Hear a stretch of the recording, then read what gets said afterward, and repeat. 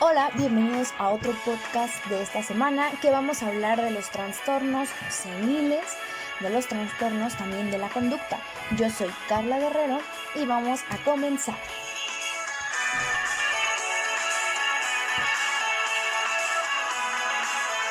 Ok, pues bueno, vamos a comenzar por definir qué es un trastorno senil. Sabemos que en la etapa de senil hablamos en la edad de la senectud, la edad de la vejez. Y bueno, esta comprende en el periodo de la prevejez que empieza a partir de los 65 años. Entramos a la etapa de senectud cuando tenemos 70 a 75 años. ¿Okay? Entonces esto es como el deterioro que va a tener nuestro organismo en una cierta edad. Dentro de los trastornos seniles vamos a encontrar el estrés y el afrontamiento como una conducta de manera desadaptativa. ¿Ok? Bueno, esto lo podemos nosotros notar porque nuestro sistema nervioso central se va a patologizar por la propia función orgánica. Es decir, van a empezar esas deterioro de estructuras cognitivas como lo es el pensamiento, la memoria, la motivación, las funciones ejecutivas que son por ejemplo el aprendizaje y motivacionales que incluyen a la personalidad. Entonces, estas alteraciones las vamos a poder ver nosotros marcadas en glándula pineal, que va a ser mandar la información a lo que es GABA, SARA, y bueno, que nuestro ritmo biológico también de alguna u otra manera pues se va a alterar. Es por eso que las personas mayores pues tienden como a tener estos problemas de conciliación del sueño, la fase REM y toda esta situación. Ok, entonces este tipo de adaptación, como les decía, va a ser disfuncional en cuanto al hogar. O sea, van a comenzar a presentar estos malestares, no solo pues en el hogar, sino también en el trabajo y pues en todas estas esferas biológicas que nos rodean como seres humanos. ¿Ok? Hay que mencionar, y es muy importante dejar en la aclaración, que estos trastornos seniles pues van de manera gradual. Son muy graduales y bueno, vamos a comenzar diciendo que en el DSM-5 a la actualidad, pues bueno, ya no vamos a tener como categorizado la demencia como tal cual. Ahorita lo vamos a encontrar nosotros en la parte del DSM como pues como los trastornos neurocognitivos, y ahí es donde vamos a abarcar a la demencia. Aquí es donde existe como una pauta entre el DSM-4 y el DSM-5, ya que si nosotros queremos encontrar tal cual la demencia, la vamos a encontrar más como delirium, como amnesia o como Parkinson. Bueno, pues bueno, la demencia hay que empezar a decir que es esta totalidad, ¿no? Esta totalidad que pues vamos a perder de pronto algunas funciones que parten del cerebro. Ahora, uno de los trastornos que más se da a esta edad pues es el del estrés, ¿no? Que va a ser una resistencia interna en el cuerpo, hablando de manera física. Biológicamente va a tensar a nuestro organismo a que éste pueda dar las conductas que pues de alguna u otra manera se esperan. Lo va a contraer, es decir, pues la célula de los órganos, los tejidos, músculo esquelético, va a segregar demasiada adrenalina, noradrenalina, y que bueno, van a inhibir nuestro sistema nervioso central, nuestro sistema nervioso autónomo y nuestro sistema nervioso simpático, pues van a estar activos y se van a contraer para segregar las antes ya mencionadas. También van a segregar azúcar, bastante glucosa, que te van a permitir estar alerta y bueno, realizar buenas funciones en nuestro contexto, ¿no? Es por eso que se dice que la adaptación es un versus contra la inteligencia. ¿A qué nos referimos con eso? La adaptación es pues sobrevivir a lo más básico y la inteligencia es poder direccionar esas metas. Aquí nos vamos a partir más hacia la pregunta de ¿hice hoy lo que quiero hacer o hice lo que tenía que hacer simplemente? Bueno, pues ahora vamos con otro, la tolerancia a la frustración. Esto lo vamos a definir como acciones de impulsividad y bueno, van a ser manifestaciones somáticas que van a venir desde pues médula espinal.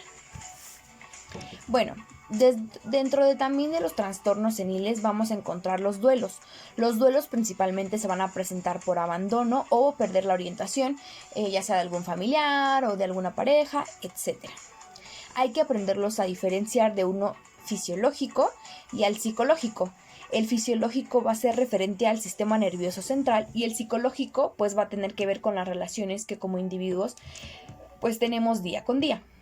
Sabemos que este tipo de duelo pues generalmente lo trae consigo la depresión, que es una potencia de rabia, de ira y de venganza hacia lo que nos está pasando. Otro trastorno dentro de los seniles va a ser el Alzheimer, que va a ser la pérdida del significado. ¿Ok? Básicamente son los recuerdos y que bueno, solo van a ser capaces de generar marcos de referencia, pero no van a ser capaces de recordar el contenido. ¿Ok? El anciano se va a modificar, como lo decía, pues mediante el sistema nervioso central. ¿Ok? Bueno, es importante decir que aunque estos trastornos, como tal lo dice su nombre, son seniles, es importante recalcar que pues estos trastornos no solo los va a presentar un adulto mayor, sino también pues un joven que esté consumiendo sustancias. Eso es muy importante, ¿no? Ahora vamos a pasar con los trastornos neurocognitivos. Y bueno, aquí en estos trastornos neurocognitivos, pues vamos a encontrar sorpresivamente que se van a dividir en dos. Son mayores y leves. Los mayores pues van a ser los que tenemos que canalizar como psicólogos, y bueno, los leves van a ser un declive moderado en cuanto a la atención compleja, al lenguaje. Y bueno, aquí en esta parte se va a buscar ejercitar al anciano en las funciones ejecutivas en base a los ciclos de la experiencia que éste tenga. Se van a crear rutas de aprendizaje, que estos lo sabemos que son como los hábitos. Y bueno, básicamente el rol de psicólogo aquí va a ser observar, aplicación de pruebas y comenzar un peor tratamiento, ¿no?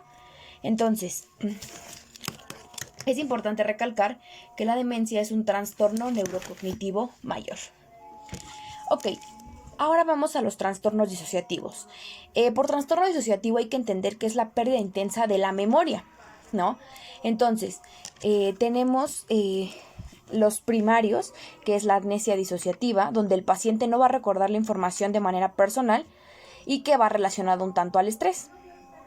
Tenemos el trastorno de identidad disociativo, que es uno o más identidades que van a tomar de manera intermitente el control del enfermo. Es muy importante mencionar que estos son tipos de amnesia disociativa. Tenemos el circunscrito, que este no responde a nada personal, solo a hechos históricos. El selectivo, donde se olvidan de periodos, por ejemplo, el nacimiento de un bebé o periodos que son pues de alguna manera significativos. El generalizado, que se van a olvidar de todas las vivencias de vida, la familia y el trabajo. Ok. Viene el trastorno de personalidad múltiple, que aquí hablamos que son que lo puede tener entre 2 y 200 personas, que aquí viene un trastorno disociativo de la identidad. Aquí es muy importante que como psicólogos hagamos una entrevista de ajuste. Ahora vamos a hablar del trastorno de despersonalización. El trastorno de despersonalización pues va a traer consigo el pánico, y estos los podemos ver muy categorizados con el estrés postraumático, con el sonambulismo, con el trastorno de personalidad limítrofe y con el de simulación. Ahora, al hablar de otro tipo de trastornos como lo son los disociativos, pues bueno, vamos a ver que estos, dentro de su categoría principal, como lo mencionaba, pues va a ser la pérdida intensa de lo que es la memoria. Es decir, van a tener pérdida o lagunas en cuanto a la memoria. Algunos no la van a poder recordar pues del toda la información. Ahora, dentro de los trastornos disruptivos o de la conducta, bueno, básicamente estos se van a asociar con el TDAH y van a terminar en un trastorno de la personalidad. Aquí podemos ver un claro ejemplo, los problemas de regulación del comportamiento y pues las emociones que vienen desde la niñez y la adolescencia. Aquí vamos a poner el primer trastorno que desglosa, que es el trastorno negativista desafiante. Y bueno, estas conductas se van a presentar en base a la resistencia y surgen de la búsqueda y dependencia del niño. En los adultos lo podemos ver reflejado cuando tienen TDAH. Y bueno, pero con el paso del tiempo, este tipo de trastorno, si se trata, pues puede desaparecer. Si no, pues vamos a hablar de un trastorno de la conducta, y pues lo vamos a ver especificado alrededor de los 5 a los 6 años, que es la primera vez que se presenta. Y bueno, esto lo podemos categorizar a partir de 15 conductas según el DSM-5, dentro de las cuales podemos categorizar dentro de 4 como los 1, la agresión, la destrucción, mentira y robo, y la violación de las reglas. Ok, es muy importante decir que este tipo de trastornos se van a presentar aún más en los hombres. Sí es común en las niñas, pero es mientras consumen sustancias o en personas o niñas psicóticas. Bueno, estos pueden desarrollar también este tipo de conductas.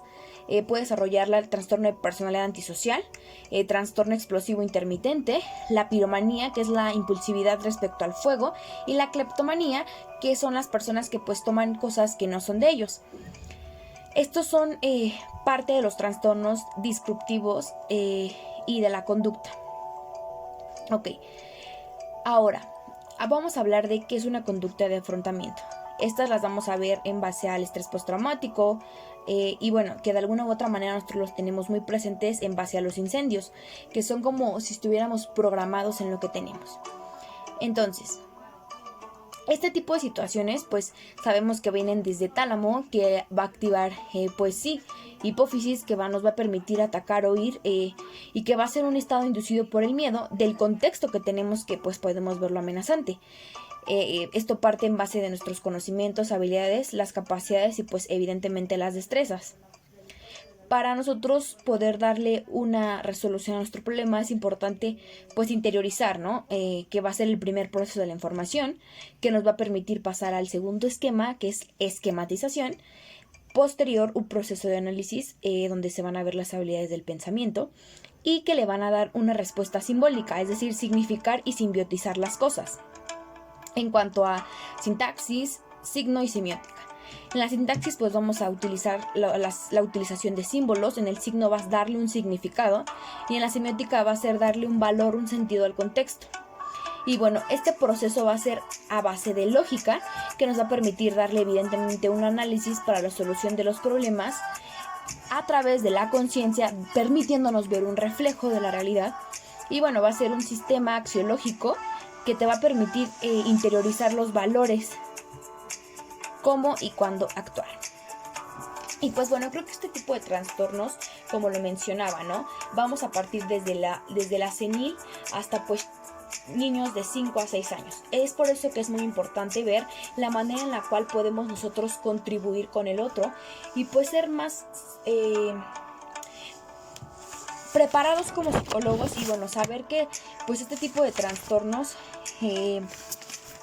pues dentro de todo esto pues van a tener un momento lúcido para poder relacionarse. Entonces es muy importante que como psicólogos pues nosotros podamos encontrar estas ramas de acción que nos permitan conectar y poder saber qué es lo que le ocurre al otro sin juzgar.